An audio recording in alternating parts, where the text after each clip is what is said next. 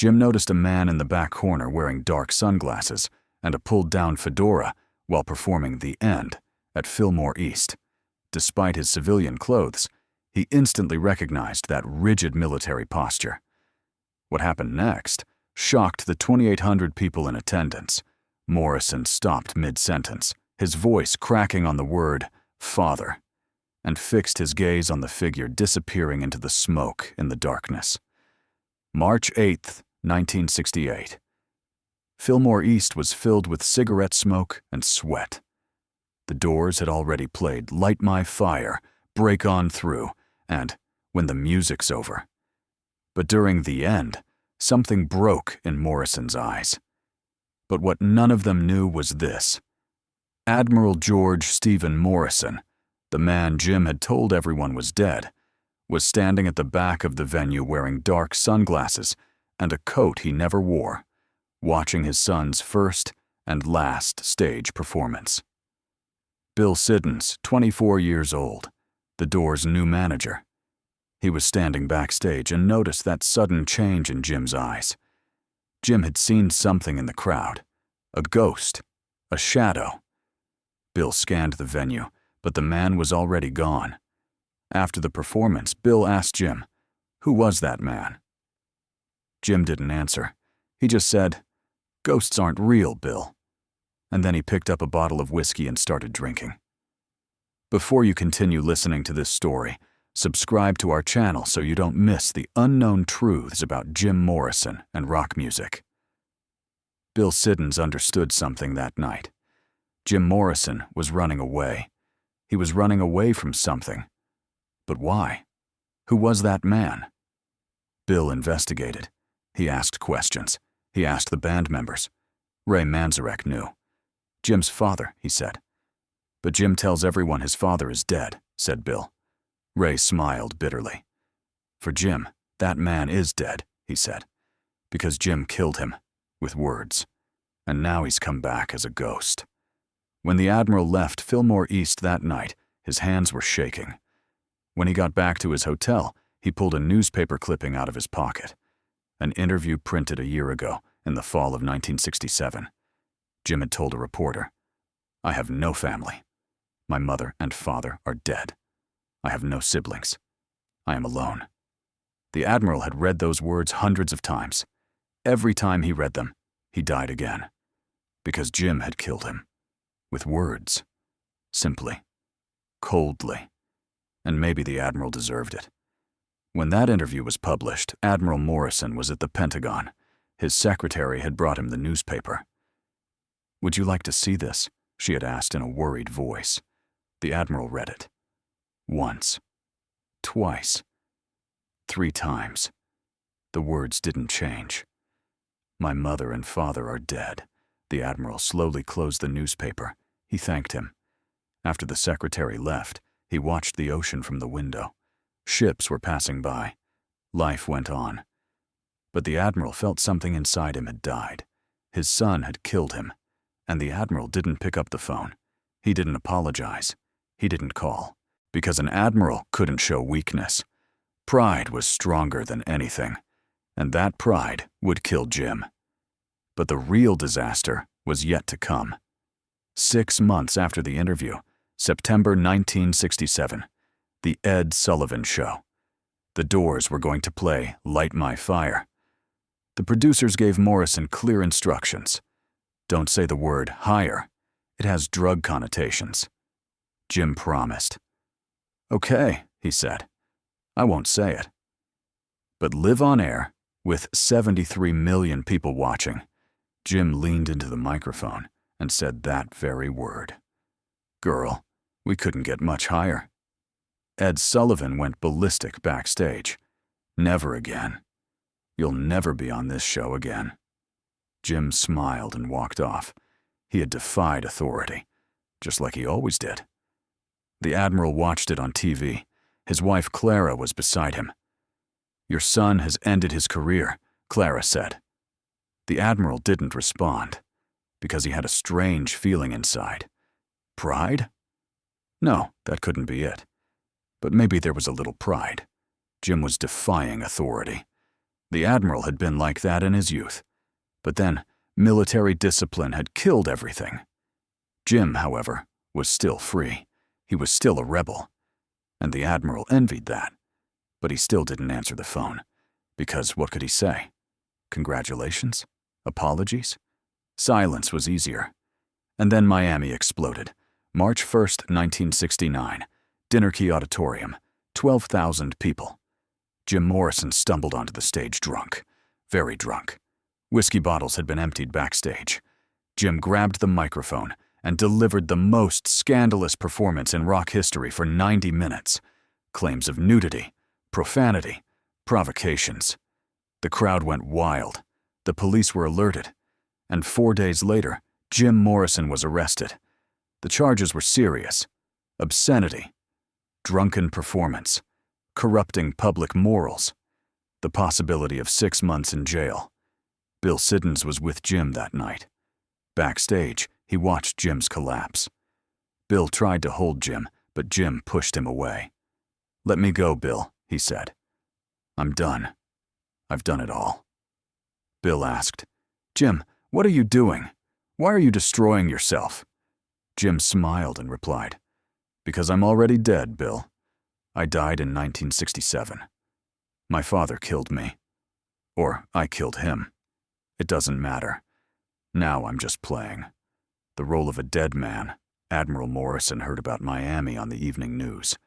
Walter Cronkite was reporting Jim Morrison's arrest. There were images. Jim was handcuffed, being put into a police car. The Admiral sat and watched. Clara was crying. George asked, "What are you going to do?" "Call him, talk to our son, help him." The Admiral shook his head. "No," he said. "He declared me dead. Dead fathers don't make phone calls." Clara screamed. "But he's your son, George." "Your son." The Admiral didn't answer, because he knew Jim wasn't his son anymore. Maybe he never had been. After Miami, Jim Morrison collapsed. 1969 and 1970 were disastrous. Concerts were canceled. Album sales plummeted. Fights broke out with band members. Ray Manzarek, Robbie Krieger, John Densmore no longer wanted to work with Jim because Jim was drinking more every day. A bottle of whiskey every night. Sometimes 2. He was so drunk he couldn't perform on stage. At a concert in New Orleans, Jim dropped his microphone and left the stage. 1,000 people demanded refunds. The doors seemed to be ending, and Jim knew it. But he couldn't stop, because drinking numbed the pain, and Jim was running from the pain. Bill Siddons tried to save Jim. He suggested therapy. He suggested a detox center. One day, he even mustered the courage to ask, "Jim, would you like to talk to your father? Maybe he can help." Jim looked at Bill in such a way that Bill never forgot that look. There was no anger in Jim's eyes, only emptiness. "My father is dead, Bill," he said, "and the dead can't talk." The conversation ended. Bill never mentioned his father again. At the end of 1970, Pamela Corson made a suggestion. "Let's go to Paris," she said. "Let's get away from here. You write poetry, I'll paint.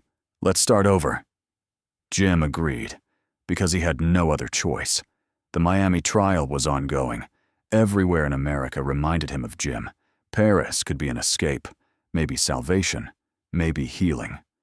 In March 1971, Jim and Pamela flew to Paris. Bill Siddons saw them off at the airport. He hugged Jim.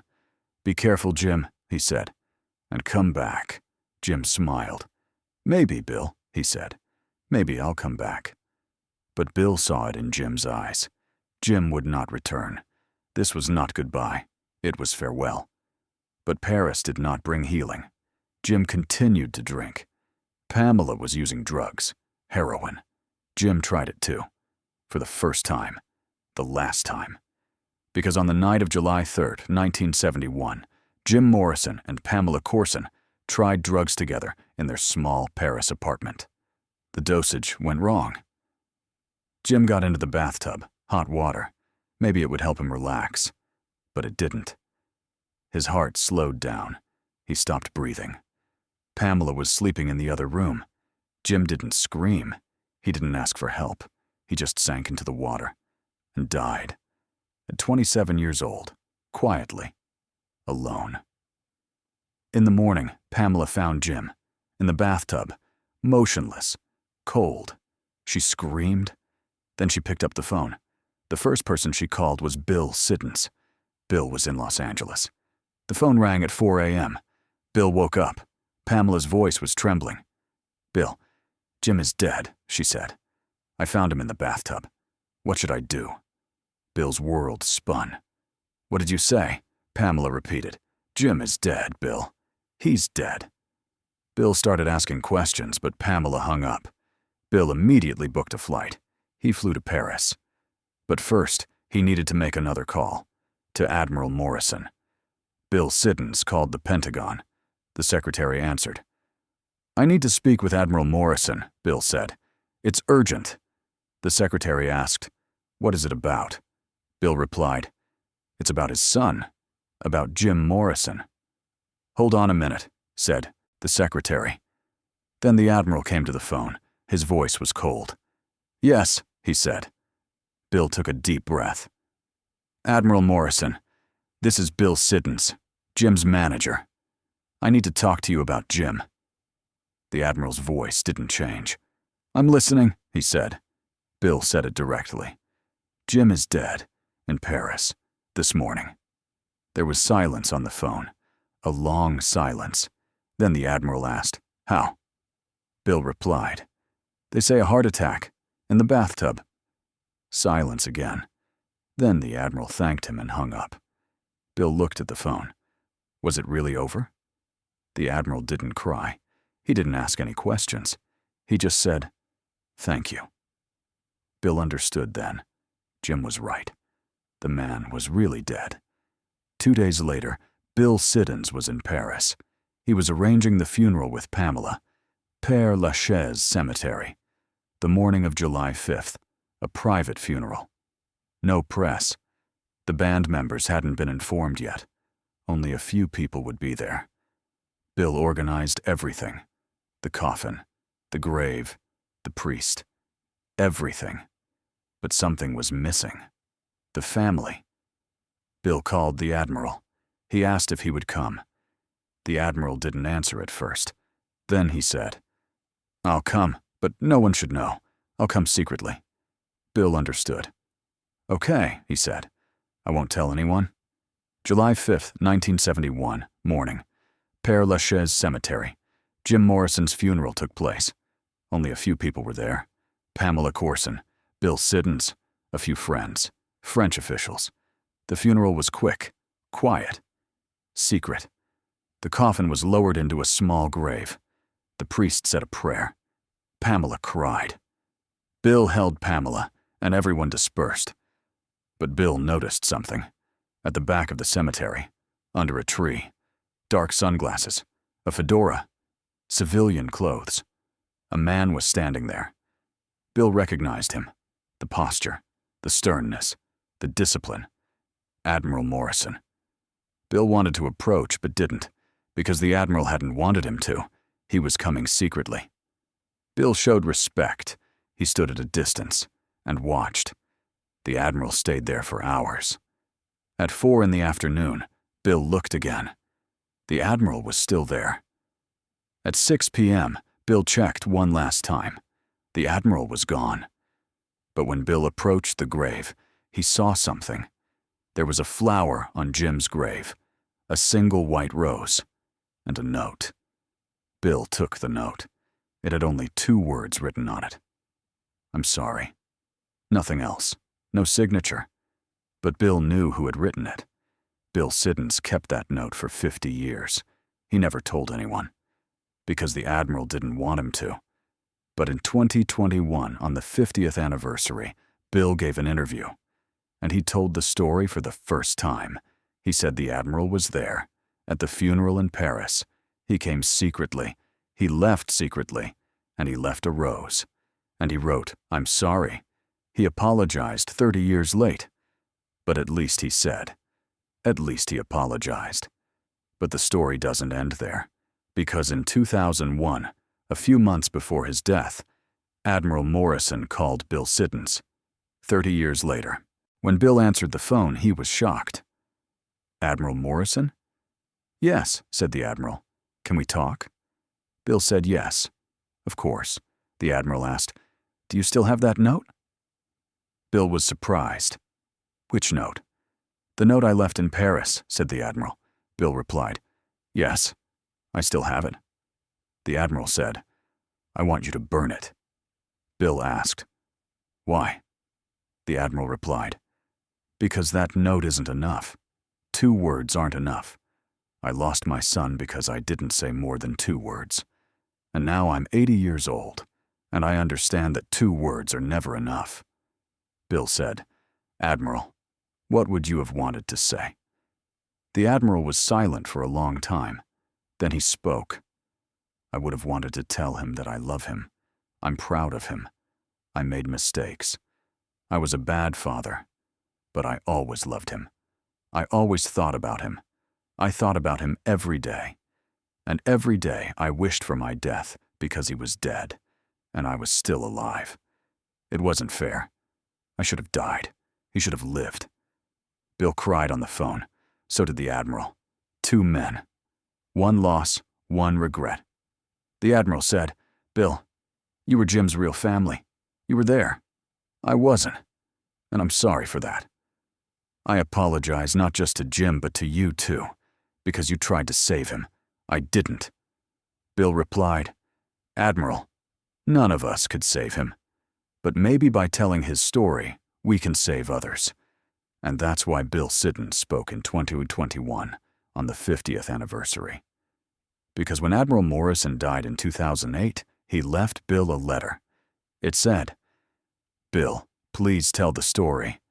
Let people know that a father and son can be lost because of pride. Let people know that it can be too late to apologize. Let people know that I could have saved my son, but pride stopped me. And now he's dead, and I'm alive, and that's the greatest punishment. Please tell the story. Maybe a father will read it and search for his son. Maybe a son will read it and forgive his father. Maybe Jim's death will serve a purpose." Bill Siddons cried in a 2121 interview, and he said, "Jim Morrison wasn't just a rock star. He was a son, a fatherless son, and his father was a father. A fatherless father. Both lost. Both suffered. But neither answered the phone. Neither apologized. Neither said, 'I love you.' And the result? Jim died at 27. The Admiral died at 89. A 62-year difference. 62 years of regret. 62 years for not answering that phone call. You can answer the phone today. You can apologize today. You can say, 'I love you' today. Because tomorrow might be too late." Today, Jim Morrison's grave at Père Lachaise Cemetery is one of the most visited graves. Hundreds of people come every day. They leave flowers. They write notes. They sing songs. But no one knows that in 1971, the man who stood by that grave for hours was Jim's father. He came secretly. He left secretly. He left a white rose. And he wrote 2 words. "I'm sorry." 2 words. 30 years passed. But at least he wrote them. Bill Siddons is 77 years old in 2023. He's still alive. He still talks about Jim. He still tells that story. Because Bill believes Jim's death shouldn't have been in vain. It should be a lesson. It should be a warning for fathers and sons. Pride kills. Silence kills. But words save. I love you. I'm sorry. Forgive me. Simple words, but life-saving words. That's why Jim Morrison's story isn't just a rock and scandal story. It's a father and son story. A story of pride and regret. A story of words and silence. Admiral George Stephen Morrison confessed 30 years later, "I could have saved my son." 5 words, but too late. Because Jim died in 1971, and the Admiral lived until 2008. 37 years of regret. 37 years for not answering that phone. 37 years for not apologizing. 37 years for not saving his son. And perhaps that is the greatest punishment. Not dying. Living. Living with regret. Waking up every day knowing you had a chance and you missed it. Jim Morrison died on July 3rd, 1971. But his story lives on. Because this story isn't just Jim's story. It's every father's and every son's story. It's the story of every pride and every regret, every unanswered phone call, and every unsaid apology. Admiral Morrison apologized 30 years later. A white rose, 2 words. But you can apologize today. You can answer the phone today. You can say, "I love you" today. Because tomorrow may be too late. Just like it was for Jim and the Admiral.